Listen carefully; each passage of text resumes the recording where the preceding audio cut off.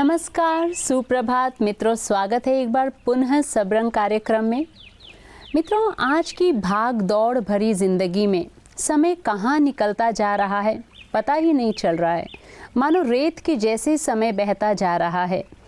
इतनी अधिक व्यस्तता हो गई है कि हमारे पास एक दूसरे के लिए समय नहीं, अपनों के लिए समय नहीं। शायद इसी को देखते हुए किसी ने बहुत सुंदर बात कही है कि अपनों पर पैसे खर्चा करने से ज़्यादा ज़रूरी है समय को खर्चा करें। मित्रों, समय देंगे तो संबंधों में प्यार बढ़ेगा, सम्मान बढ़ेगा। तो यही कहना चाहूँगी कि अपनों के साथ बैठें, बच्चों के साथ बैठें। सचमुच जीवन की आधी समस्या तो ऐसे ही समाप्त हो जाएगी। तो इसी सुंदर बात के साथ आइए चलते हैं आज के पहले सेगमेंट की ओर। ओम शांति। स्वाभिमानी जरूर बनना पर अहंकारी नहीं। सम्मान सबका करना पर खुद को गिराकर नहीं। दिल खोल कर हंसना पर किसी को दुख देकर नहीं। जीवन में आगे बढ़ना पर किसी को ठोकर मार के नहीं। जीवन के ये सहज आदर्श हैं कि स्वाभिमान, सेल्फ रिस्पेक्ट अपने अंदर में बहुत बड़ी विशेषता है, लेकिन उसके साथ हमारे जीवन में अहंकार ना आ जाए। हम सम्मान तो दें लेकिन खुद को गिरा कर ना दें। मुस्कुराहट तो दें पर दिल दुखा कर ना दें किसी को। जीवन के अंदर छोटी छोटी बातें, उसका ध्यान रखना हमें जीवन में महान बना देता है। तो इसीलिए आज से हम याद रखेंगे कि हम स्वाभिमानी रहेंगे लेकिन अहंकारी नहीं। ओम शांति। कहते हैं समझदार हैं वो लोग जिसने अपने आज को समझदारी से इस्तेमाल किया है, क्योंकि आज कभी जाता नहीं और कल कभी आता नहीं। इसलिए मित्रों, जो करना है आज ही कर लें। यदि मन में कोई नकारात्मक संकल्प आता है ना, तो उसे कल पर टाल दें। लेकिन यदि मन में कोई श्रेष्ठ संकल्प आता है तो उसे आज ही कर लें। यदि श्रेष्ठ संकल्पों को पूरा करेंगे तो हमारा आने वाला भविष्य श्रेष्ठ बनेगा, उज्जवल बनेगा। तो हम अपने उज्जवल भविष्य की कामना लिए आइए चलते हैं अगले सेगमेंट की ओर। ओम शांति। अगर आप बीमारियों से बचना चाहते हैं या आपको ऑलरेडी कुछ बीमारियां हैं और उसे आप ठीक करना चाहते हैं, तो सबसे बेस्ट तरीका है बॉडी को अल्कलाइन बनाना। अब अल्कलाइन आप बनाएंगे कैसे? उसके लिए तो जो रॉ फूड है, यानी कि वेजिटेबल्स, फ्रूट, सैलेड्स, जूस, ये सब आप अपने डाइट में इंक्लूड कर सकते हैं। जितना ज़्यादा हो उतना अच्छा। लेकिन एक और तरीका है बॉडी को अल्कलाइन बनाने का, और वो है अल्कलाइन वाटर पीना। और अल्कलाइन वाटर पीने के लिए आपको कोई अलग से मशीन नहीं लगानी होगी जिससे आपका टैप वाटर अल्कलाइन वाटर में बदल जाए। ये एक बहुत सिंपल सा तरीका है जो आप घर पे कर सकते हैं, और इसमें आपको कोई पैसे खर्च करने की भी ज़्यादा ज़रूरत नहीं है। इसके लिए आपको करना क्या है कि आप एक स्टील के पतीले में 2 लीटर पानी लें। उसमें आधा खीरे का छिलका निकालकर उसे पीसेस में कट कर लें और आप इस पानी में डाल दें। और आधा नींबू आप कट करके, याद रखिए उसका जूस हमें नहीं निकालना है, सिर्फ आधा नींबू कट करके आपको पानी में डाल के इस पतीले को ढक के रखना है 6 से 7 घंटे के लिए। उसके बाद इसको आप छान कर बॉटल में भर लें और ये आपका अल्कलाइन वाटर रेडी है। इसे आप सारा दिन पी सकते हैं। बट एक बात ध्यान में रखिए कि आप इस पानी को बनाने के बाद, यानी कि जब आप बॉटल में डाल लेंगे या छान के रख लेंगे, उसके 12 घंटे के अंदर आपको ख़त्म करना है। इसको आप रेफ्रिजरेट नहीं कर सकते, गर्म नहीं कर सकते। और एक इम्पॉर्टेंट बात आपको बता दूं, आप जो भोजन कर रहे हैं, जो भी हम खाना खाते हैं, वो एसिडिक होता है क्योंकि वो पकाया हुआ भोजन है। चाय कॉफ़ी पी रहे हैं, वो एसिडिक होता है। उसके साथ साथ ये अल्कलाइन वाटर आप नहीं पी सकते हैं। तो एक दिन में आधा लीटर से 1 लीटर आप अल्कलाइन वाटर पी सकते हैं। और एक और बात ध्यान रखिए, अगर ठंड है तो ठंड में हमें अल्कलाइन वाटर नहीं पीना चाहिए, लेकिन गर्मियों में, बारिश में भी कभी कभी आप पी सकते हैं। तो हमारी बॉडी की अल्कलिनिटी बढ़ेगी, जिससे बीमारियां कम होंगी या होगी ही नहीं। ओम शांति। दोस्तों, समय का चक्र भी कितना अद्भुत है ना। आज कुछ और, कल कुछ और होगा। शायद इसीलिए किसी ने कहा है कि समय और स्थिति कभी भी परिवर्तित हो सकते हैं। इसीलिए कभी किसी का अपमान ना करें, किसी को तुच्छ ना समझें, छोटा ना समझें, क्योंकि अक्सर ये देखा जाता है जिस कार्य को छोटे बड़ा आसानी से करके निकल जाते हैं, उस कार्य को करने में बड़ों को मुश्किल होती है। तो इसलिए मित्रों, छोटे हों या बड़े, हर एक को सम्मान देते चलें, हर एक को प्यार देते चलें।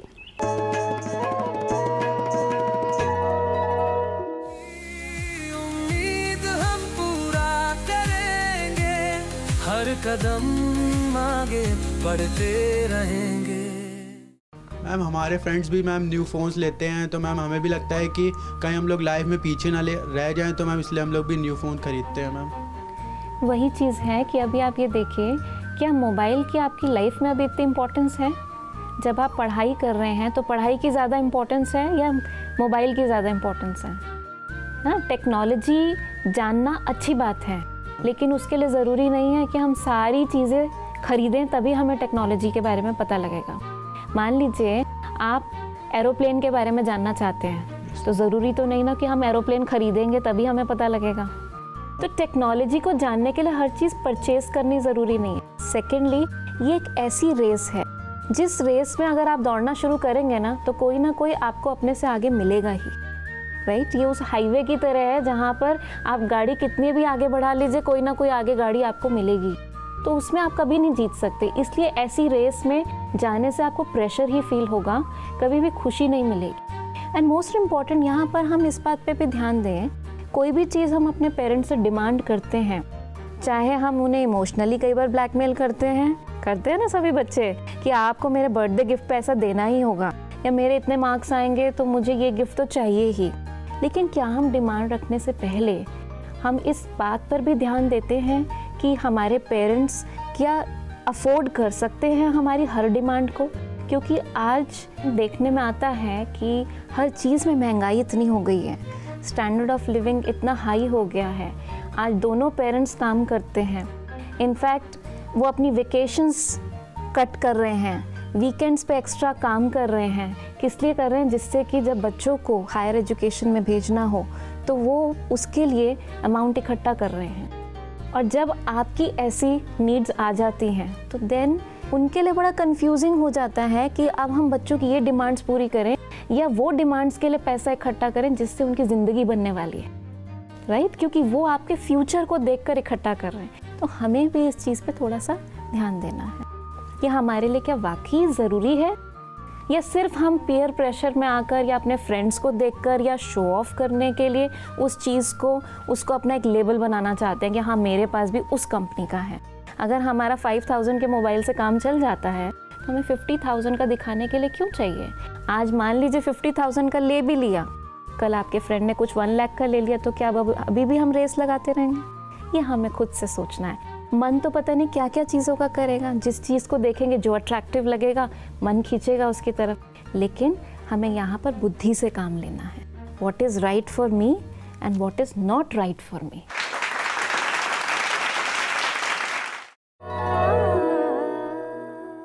दोस्तों, अगर कहीं कोई बात हो जाती है तो हमारी यही कोशिश रहती है कि हम दूसरों को समझाएं कि वो अपने अंदर बदलाव लेकर आएं।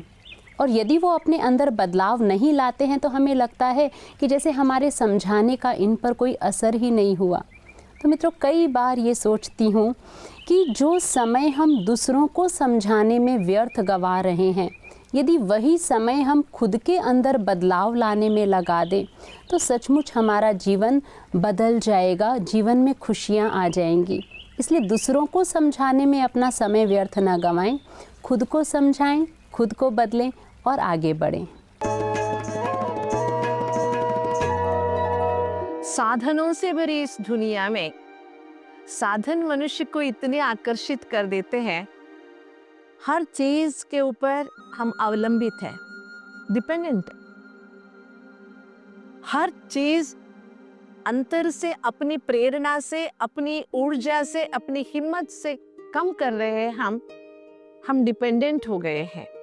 देखिए, खाना जोमेटो से ऑर्डर करो, चलना है तो ओला उबेरा कुछ भी बुक कर लो, है ना। हर चीज़ के लिए हम डिपेंडेंट है, हम ना चल सकते ना खाना बना सकते हैं, हर चीज़ के लिए डिपेंडेंट हो गए हैं।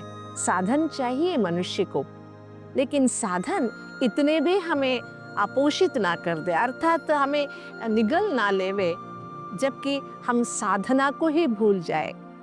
अपनी साधना को हम कायम रखें, हम काम करते रहे।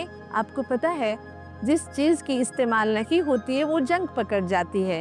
इसी तरह अगर हम अपने बुद्धि का इस्तेमाल नहीं करते, अपने इंद्रियों का इस्तेमाल नहीं करते, केवल साधनों के आधार पर चलना अगर अपना हैबिट बना लेते हैं, तो इससे कल को एक ऐसा दिन आएगा कि शायद हम अपने तबीयत या मानसिक शारीरिक तंदुरुस्ती के लिए बहुत परेशान होना पड़ेगा।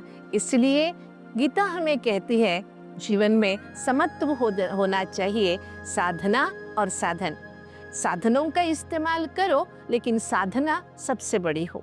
जब साधना बड़ी होगी तो हम क्रियाशील रहेंगे, क्रिएटिव रहेंगे, तभी हमें शरीर में रहते बुढ़ापे का अनुभव कभी नहीं होगा। कहते हैं, creative man never be old.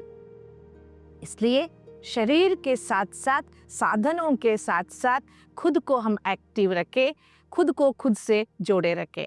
Om Shanti. कहीं ज्ञान की सुंदर चर्चा हो रही थी तो किसी ने पूछा, मान लीजिए कि अगर आपके पास केवल एक दिन है तो आप अपने उस दिन को कैसे बिताना चाहेंगे। सचमुच तुरंत सुंदर सुंदर संकल्प मन में आने लगे कि यदि मेरे पास केवल एक दिन बचा तो मैं उस दिन को परमात्मा की याद में बिताना चाहूँगी, और मैं उस दिन हर उस व्यक्ति को माफ़ कर दूँगी जिसने कभी जाने अनजाने में मुझे दुख दिया हो, और माफ़ी मांग लूँगी उन लोगों से जिनको जाने अनजाने में मैंने दुख दिया है, और साथ ही हर एक को केवल प्यार ही प्यार दूँगी। मित्रों, कितने सकारात्मक चिंतन चलने लगे। तो क्यों ना हम अपने हर दिन को अंतिम दिन समझकर हर एक के साथ स्नेह और प्यार की मूर्त बनकर रहें। कर सकते हैं ना? विचार कीजिएगा इस बात पर। कल पुनः मिलते हैं। नमस्कार। ओम शांति। जीवन के